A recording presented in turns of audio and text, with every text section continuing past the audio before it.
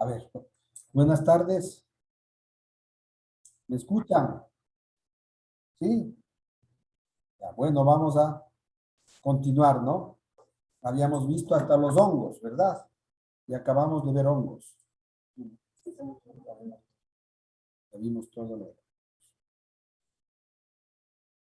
Bueno, vamos ahora a revisar lo que es el cáncer pulmonar, neoplasias en general de pulmón, ¿no? Si me están oyendo, por favor, me contestan, ¿no?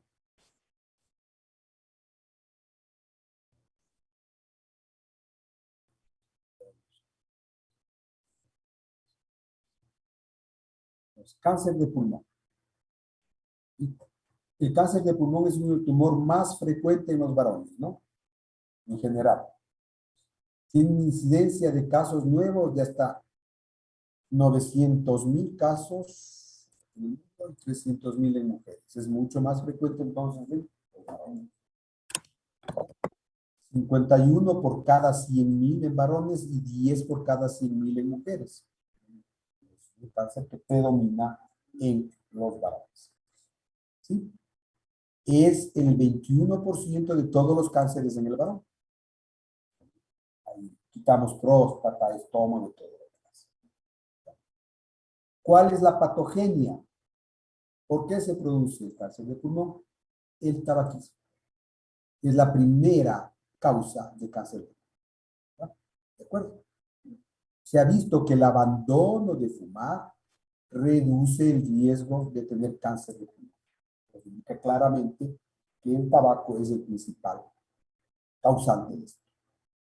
El 94% de los pacientes con cáncer de pulmón son fumadores. La incidencia es el 45% dejaron el tabaco antes del diagnóstico. Lo que decíamos, ¿no? El abandono del tabaco reduce el riesgo. Por eso siempre a los pacientes fumadores nuestro papel es que no fumen. Porque si no, no estamos haciendo nada. ¿De acuerdo? Eso es claro, súper importante.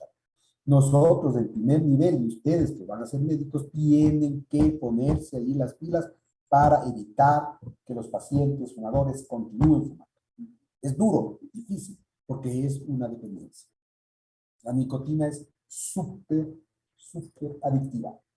Es más adictiva que la cocaína o que muchas otras drogas. Siendo que el tabaco no produce ningún placer porque no es una droga psicotrópica. ¿No es cierto? El que fuma no está más tranquilo, probablemente algo le tranquilice, pero no es que está estimulado, no es que está contento, no está feliz, una droga bien tonta. ¿Pero por qué no dejan de fumar? Porque la nicotina es súper. Esto es importantísimo acordarnos. La incidencia de cáncer de pulmón en fumadores es 17 veces más que los que no fuman. Clarito, ¿no? Que fume todo está fregado. También hay como patogenia contacto con asbesto. Ya vimos la asbestosis, ¿se acuerdan? Cuando hablamos de la neumoconiosis decíamos que los pacientes con asbestosis hacen mesotelioma y cáncer de pulmón. También con otros metales, otros como con níquel, uranio, es más raro. Todo esto se multiplica el riesgo si hay tabaquismo y factores de riesgo. Es decir, si yo tengo contacto con asbesto y encima soy fumador, pues evidentemente el riesgo es mucho mayor. También se habla de contacto con radón doméstico.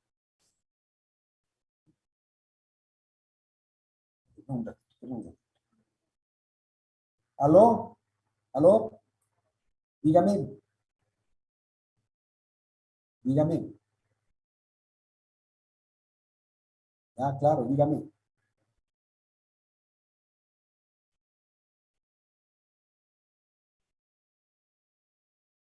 Ya, perfecto. Me avisa cuando, me avisa cuando, no, va directo a neumología. Entonces llega ya, nos avisa y dice, voy a neumología. Ahí le vemos en el arbolito del hospital y nosotros le subimos. Pero nos avisa lo que esté aquí. Nos avisa el día que viaja, ¿sí? Y cuándo va a llegar. Está de Putumayo, es él, ¿no? No es de Esmeraldas. ¿Cómo se llama el paciente? Mandarán el dato. Ya, perfecto. Ah, claro, sí, sí, señora Linda, no, no, no, tiene que mandar.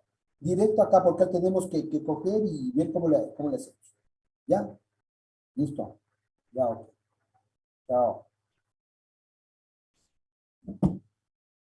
Ya, bueno, vamos. Otro factor de riesgo, el EPOC. Sabemos que los fumadores, encima de tener EPOC, pueden tener cáncer. Tenemos un paciente aquí, recién diagnosticado de cáncer, y tiene todos los males del tabaco. Primero, infarto agudo de miocardio. Pues vamos a ver, estamos llamando para eso. Un ratito. Aló, dígame.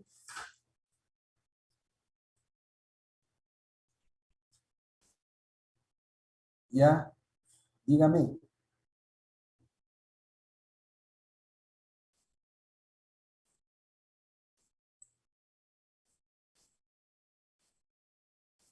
Uja, pero verá, espéreme ahí, espere porque estoy dando clases. Acabo yo y le voy a ver. ¿De acuerdo? Hecho. No sé, una horita. Ya, ya, ya.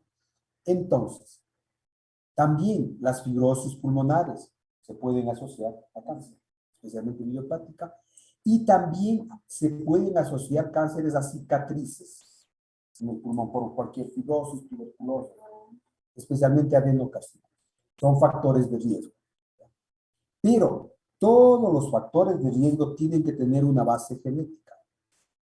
¿Sí? Hay genes facilitadores, ¿no? Que predisponen a cáncer. Oncogenes y también genes supresores. Del juego de esta genética hace que la persona sea susceptible de hacer cáncer. Si yo tengo oncogenes y encima fumo, voy a tener cáncer seguro.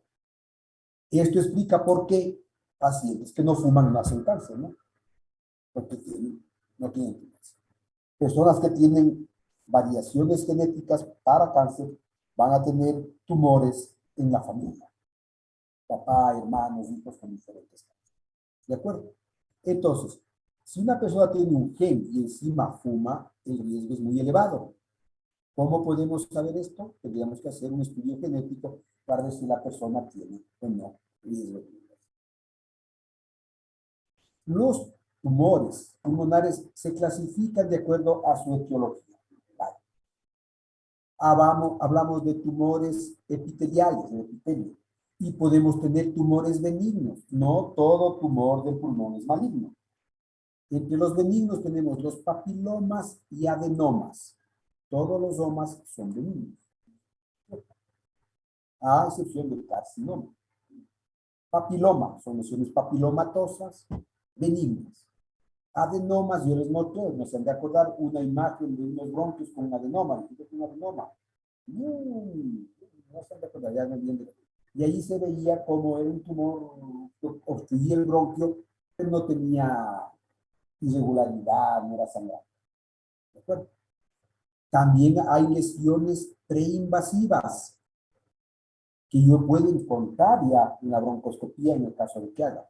Por ejemplo, displasias escamosas, carcinomas in situ, hiperplasias adenomatosas, hiperplasias celulares, etc.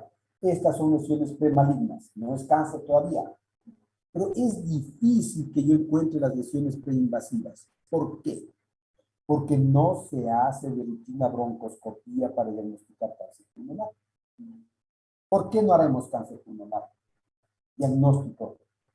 Por ejemplo, tumores de estómago, podemos hacer endoscopías digestivas para descartar. Hacemos endoscopía cada año, cada 2 años que quiere, y ver si no tiene cáncer. Broncoscopía no podemos hacer. Es difícil. Y además, ¿cómo vamos a ver todos los bronquios del pulmón para ver dónde está tomando? ¿Se dan cuenta? Es un procedimiento muy difícil. Porque voy a tener lesiones tumorales en sitios alejados a la visión endoscópica. Muy lejos, dentro y no veo nada. Por eso no se hace broncoscopía de control. Así, le voy a hacer una broncoscopía para ver si tiene cáncer. No, no. Eso es difícil. Y Tenemos así, de los tumores epiteliales, los malignos. Aquí sí ya tenemos el verdadero cáncer. El escamoso, microcítico, adenocarcinoma y carcinoma de células grandes, los principales. ¿Verdad? Los otros, adenoescamoso, carcinoide, sin clasificar, son más raros. Lo más frecuente es el escamoso, ¿no? O epidermoide. Este se produce en el epitelio de los bronquios. Entonces, epidermoide. El microcítico es un tipo de tumor muy invasivo, muy maligno. Bueno, más maligno que los cánceres de pulmón, difícil decir, ¿no? Pero el microcítico es de células pequeñitas, se llama células de avena o cel. Es carcinoma de células pequeñas. Tenemos también un carcinoma que está ligado no al epitelio de los bronquios, sino a las glándulas, adenocarcinoma. Y por último, tenemos un tumor de células grandes.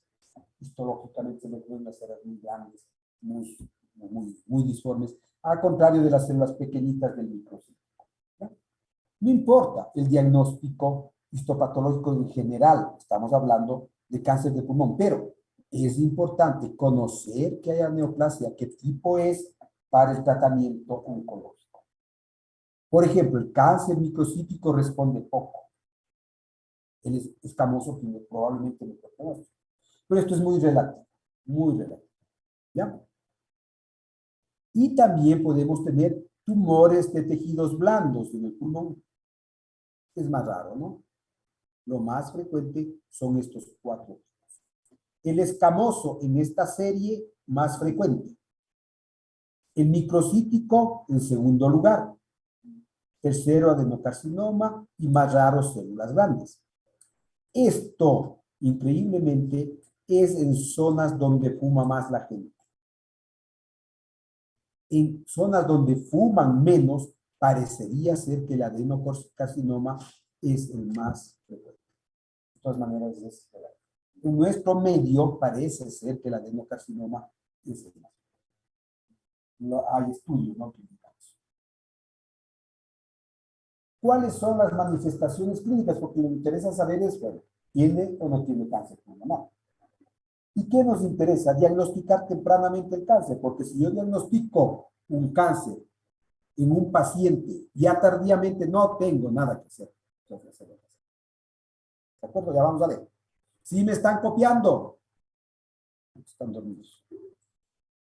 Seguro, ¿y por qué no están en cámara? Sí, doctor.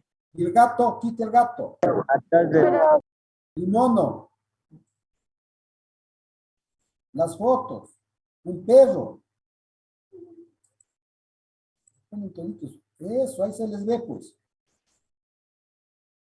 Eso. Ya les voy a pasar viendo, ¿no? El que no esté ahí le ponemos falta a la última clase, no hay problema. Ya. Entonces, lo interesante, ojo, verán, por eso hay que pelar el ojo en los pacientes. El 5% de los pacientes son asintomáticos al momento del diagnóstico. El 95% son sintomáticos, pero ya con diagnósticos tardíos. Apenas el 5% yo detecto con cáncer sin que tenga síntomas, ¿sí? Está comenzando.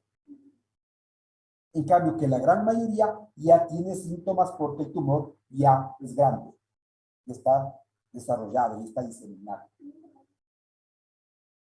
Ya es menor, porque el estadio es más malo. ¿Cuáles son los síntomas? Pueden ser síntomas locales, por el tumor, por diseminación regional, por metástasis o por síntomas paraneoplásicos. Ustedes saben que síntoma paraneoplásico son síntomas en otras partes del cuerpo, pero que corresponden a tumor. Yo busco esto, pero normalmente yo no hago rastreo temprano de cáncer de pulmón por síntomas porque no voy a encontrar temprano. Y por ejemplo, ¿cuáles son los síntomas? Tos en 8 a 75%. ¿Qué quiere decir? Que la tos puede existir en un cáncer, pero existen en todas las patologías. Pérdida de peso. Cuando tengo pérdida de peso, el paciente ya está más grave. Ya no es un carcinoma pequeñito, ya está mal. Disnea, dolor torácico, hemoptisis pueden presentarse. La hemoptisis puede ser temprana, eso sí, porque para que haya hemoptisis no necesita un gran tumor, puede ser un tumor pequeño que salga. ¿De acuerdo? Cuando hablamos de disnea, es que el paciente tiene tomado por un tumor grande o porque un tumor pequeño que esté obstruyendo los bronquios. También la disnea está bien. El dolor torácico, el dolor óseo puede representar ya diseminaciones. El paciente me dice, me duele aquí la costilla y ve un tumor, ya es porque la costilla está tomada por el tumor. Ya está bien. ¿De acuerdo? También puede haber síntomas neurológicos por metástasis. También puede haber acropaquias. Si vemos los dedos del palillo tambor, también se produce en el cáncer. Fiebre, como paraneo. La disfonía, cuando hay parálisis del nervio recurrente, quiere decir que está tomado ya el mediastino. La astenia, pues muy general, pero también indica ya una toma del estado general por un tumor bien estadio avanzado. Disfagia, por lesiones que comprimen el esófago. Síndrome de vena cava superior, cuando vemos que las venas están incurgitadas, quiere decir que está tomado ya el mediastino e impide el retorno venoso. Son signos de mal venoso. Pues tenemos aquí, hemos visto. También la presencia de sibilancias o estridor, que nos indicarían obstrucción bronquial localizada. Por ejemplo, yo tengo un paciente que está sibilando, yo digo, es de POC porque es fumador, ¿no es cierto? Pero escucho que las sibilancias solo están en el campo pulmonar derecho. Es raro, ¿no? Un EPOC sibila todo. Entonces, ojo, no será un bronquio que esté cerrado por un tumor. O estridor. Entonces, algo hay obstruyendo. Todos estos síntomas se presentan ya cuando los estadios son avanzados. ¿Ya? Entonces, los síntomas y signos ocasionados por crecimiento local del tumor o por afectación regional. Fíjense, por crecimiento local, la tos, la hemoptisis, disnea, sibilancias, fiebre, dolor torácico. Por crecimiento local, tos, disnea, dolor torácico localizado. Muy similares. No podemos distinguir. Ya. Cuando los síntomas se presentan a causa de cánceres centrales, es diferente que los periféricos, ¿no? En los centrales, parálisis diafragmática, disfonía, disfagia, fístulas, arritmias, derrame pericárdico, cava superior, derrame pleural, tumores centrales. En los periféricos, dolor de hombro, brazo, síndrome de Horner por toma de conjuntosis palpebral, etc., ¿no? Y algo que debemos buscar, los síndromes paraneoplásicos. Anorexia, pérdida de peso, fiebre, hipotensión ortostática, hipertensión nueva, síndrome de Cushing, hipercalcemia, hiponatremia, secreción inadecuada de hormona antidiurética, ginecomastia, síndrome carcinoide, hipercalcitonemia, elevación de FSH, LH, hipoglucemia, hipertiroidismo, acidosis, hiperglicemia, hiperamilasemia. Veamos. Son síndromes que yo los tengo y no sé por qué tienen. Y resulta que el paciente está haciendo un síndrome de Cushing y yo no sé por qué. Puede ser un paraneoplásico. ¿Sí? Manifestación a distancia del tumor que me obligan a pensar. Fíjese, neurológicos. Neuropatía periférica, que empieza a doler los nervios. Mononeuritis, síndrome de Lamberito, eso me van a consultar, ¿no? ¿Cuál es el síndrome de Lamberito? Pseudoobstrucción intestinal, mielopatías, retinopatías, encefalopatía. Muy variada el compromiso neurológico. Cutáneos. Vemos la piel de los pacientes.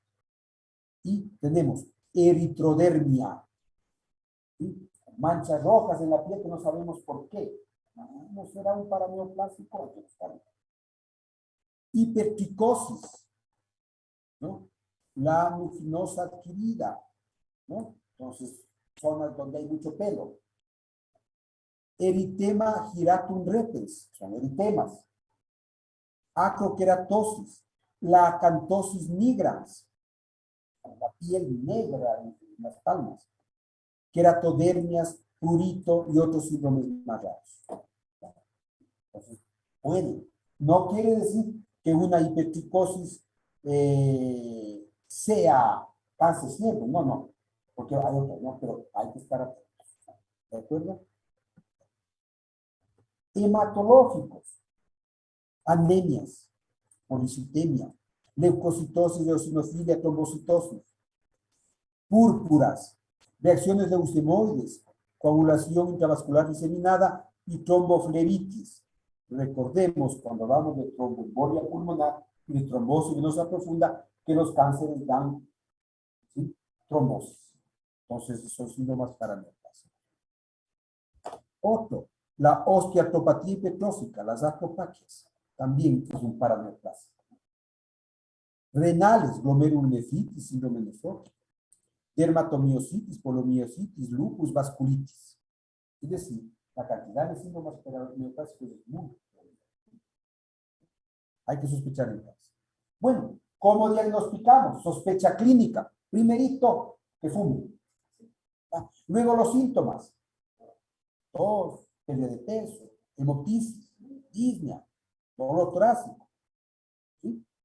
Que sea fumador, paraneoplásico, o sea, porque tengo un hipercalcemia en un paciente tosedor con pérdida de peso, digo, a ver, es un paraneoplásico.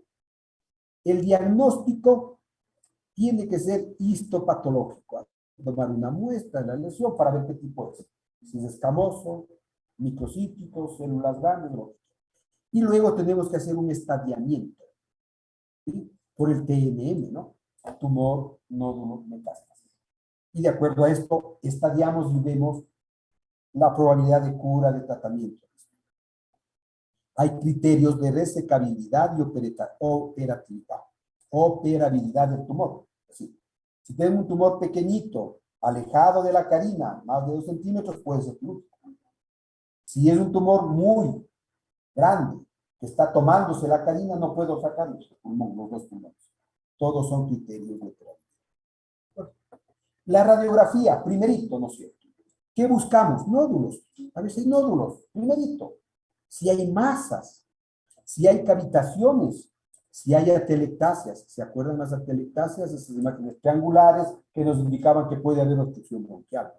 Si tienen neumonías a repetición obstructivas. ¿Eh?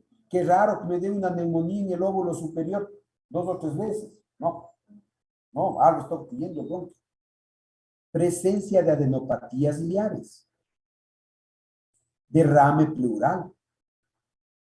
Y a veces infiltrados difusos, especialmente si el cáncer es bronquiolo alveolar.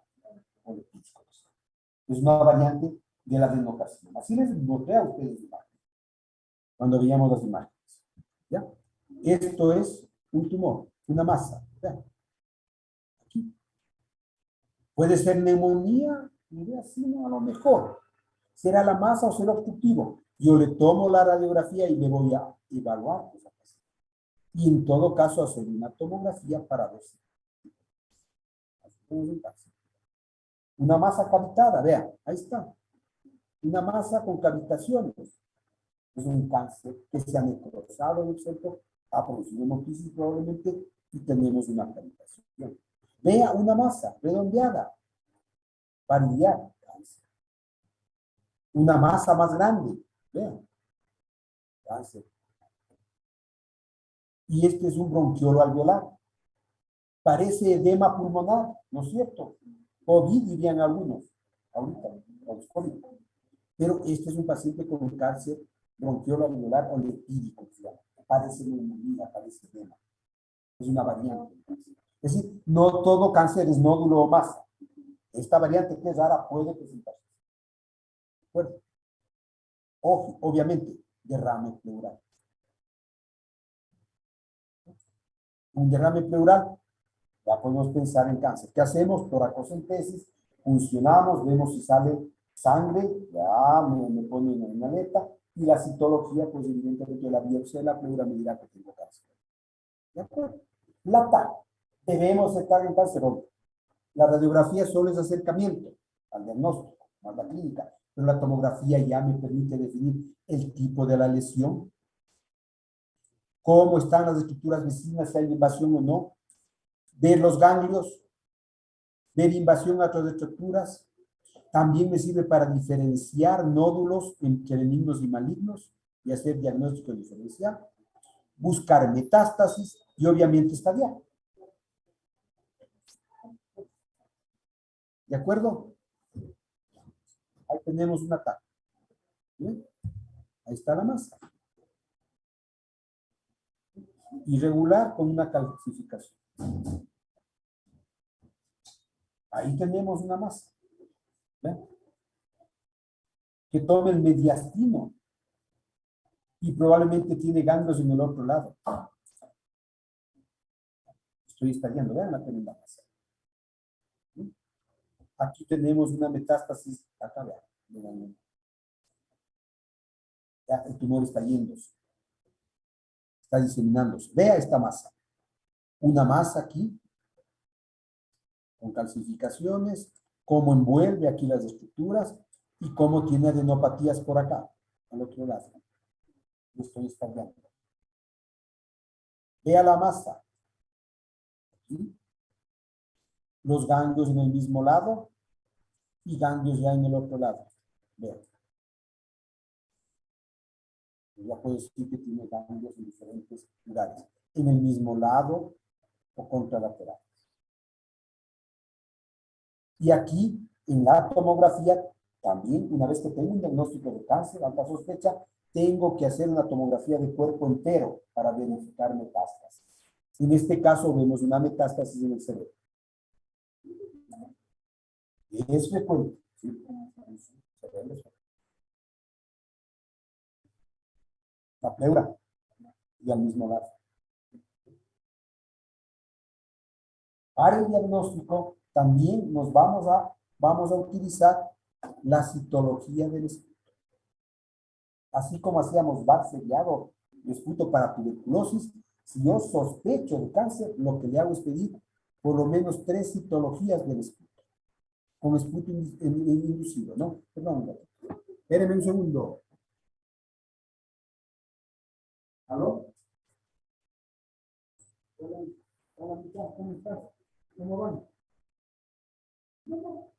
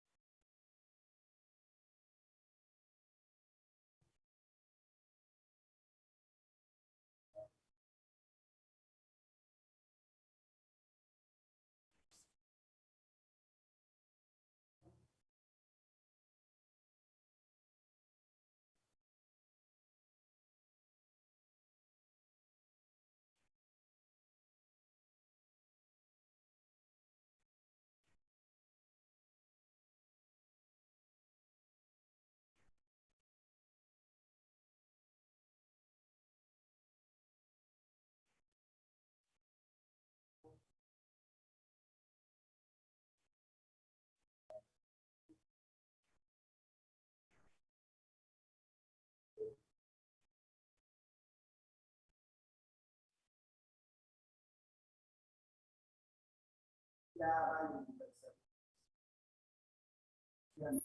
Yo te deposito. Ojalá las maletas se puedan.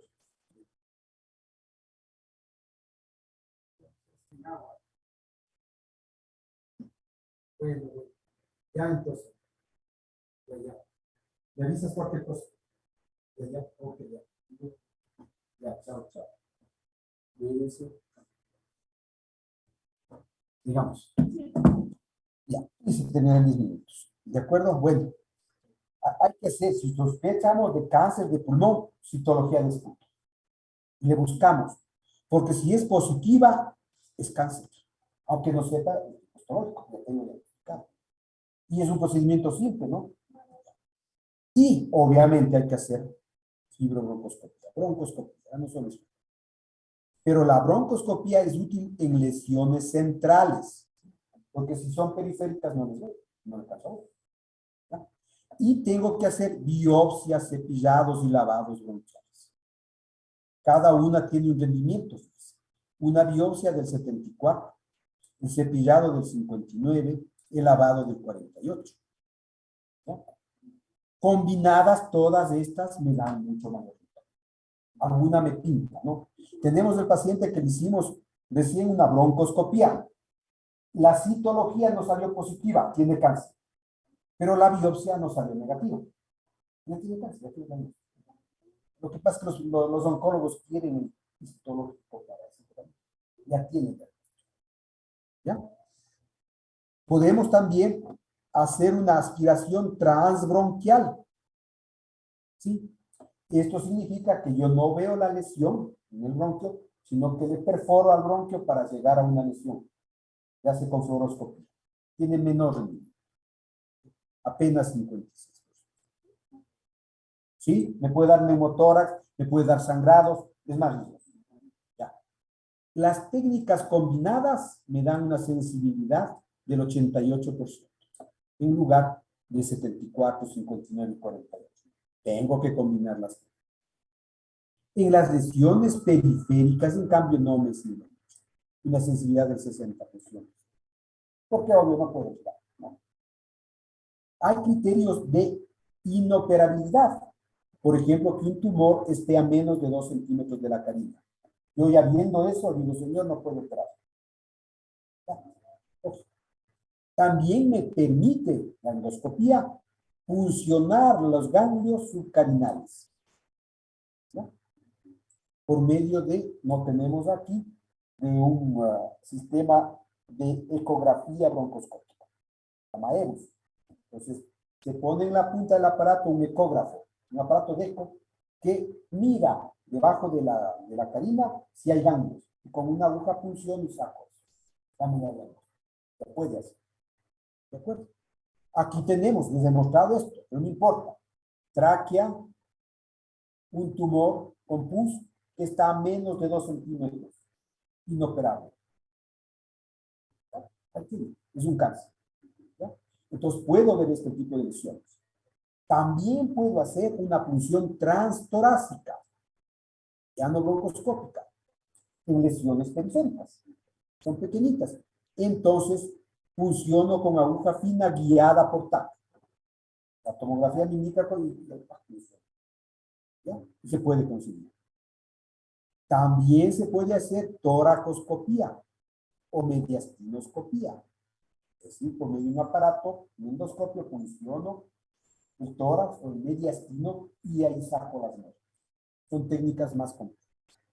Y por último, hacer una toracotomía exploradora, es decir, abrir el tórax quirúrgicamente para conseguir la lesión. ¿De acuerdo? Entonces, fíjese que el diagnóstico viene desde lo más simple, la sospecha clínica, las imágenes radiológicas, la TAC, para ver. Y por último, obtener las muestras, ¿no? Para tener el diagnóstico. ¿Ya? El último, cuando no tengo que abrir. Ahí puede convertirlo en una cirugía para quitar, ¿no? El tumor, si es que es periférico y pequeño. ¿De acuerdo? Entonces, vamos a algo importante que quiero que se acuerden. Es el diagnóstico diferencial entre nódulo maligno y benigno. Entonces, nosotros vemos un nódulo en el pulmón, ¿no? Y decimos, ¿será benigno o será maligno? Entonces, primero, aquí los benignos y acá los malignos. Benignos, menores de 35 años. Si tengo un nódulo en menor de 35 años, apunta a benigno. Si es en mayor de 35 años, apunta a maligno. Punto. Cuando los síntomas están ausentes, es más probable que sea benigno. Cuando los síntomas están presentes, más probable que sea maligno. Obvio, no fumador debe ser benigno. Fumador, maligno. Exposición a tuberculosis, me habla de granulomas benignos. Es que en nuestro medio tenemos más exposición a tuberculosis y menos fumadores. Tengo un nódulo en el pulmón, debe ser tuberculoso, granuloma. No que no sea, ya me explico, pero la probabilidad. En cambio, que si está expuesto a carcinógenos o tiene tumor primario en otra localización, por ejemplo, tiene un tumor en la próstata o en el riñón y tengo un nódulo en el pulmón, es maligno, pues, y metástasis. ¿De acuerdo? Eso tenemos que ver nosotros. ¿Qué tiene para ver si es benigno o maligno? Y por radiología, más frecuentemente los tumores benignos son de pequeño diámetro, menores de 3 centímetros. Si es grande, más probablemente maligno. Esto no quiere decir que un tumor maligno no sea menor de 3, porque simplemente está chiquito todavía. Voy sumando los criterios. Contorno, bordes regulares, benigno. Si un tumor así, regularcito, puede ser benigno. Si los bordes son espiculados, maligno. ¿Ya? Calcificación. Cuando la calcificación es central en láminas o difusas, benigno. Entonces tengo un granuloma redondote así. Y todo blanco, blanco, blanco, blanco, blanco, calcificado, eso es benigno. ¿Ya? En cambio, que la calcificación en los tumores malignos es más rara. Rara, y puede ser eso. Muy rara. ¿Ya? Lesiones satélites, que quiere decir que tengo el nódulo y aquí algunas lesiones satélites, otros nódulos. Cuando esto sucede, es más probablemente que sea benigno. Por ejemplo, tuberculosis, porque tiene el granuloma y las lesiones de la tuberculosis. En la tomografía, en cambio, que es mucho más sensible, la calcificación, ya dijimos, difusa o central, benigna. Ausente o excéntrica, maligna. Grasa. Si el tumor tiene grasa, eso es benigno. Eso será hematoma, tumor benigno. Por eso veo el tumor y mido la grasa. Ya vimos en tomografía eso, ¿no? Mido la grasa que tiene. Si la grasa está ahí, es benigna. Si no tiene grasa, no habla de malignidad. Ausente grasa en las lesiones malignas. Y esto es lo que quiero que, cuando ustedes tienen un nódulo que quiere usted decir que es benigno o maligno y pide la tomografía, siempre tiene que pedirle con contraste. Una simple y contrastada. Porque si luego del contraste se intensifica menos de 15 unidades, eso es benigno. Si es más de 20 o 25, eso es maligno.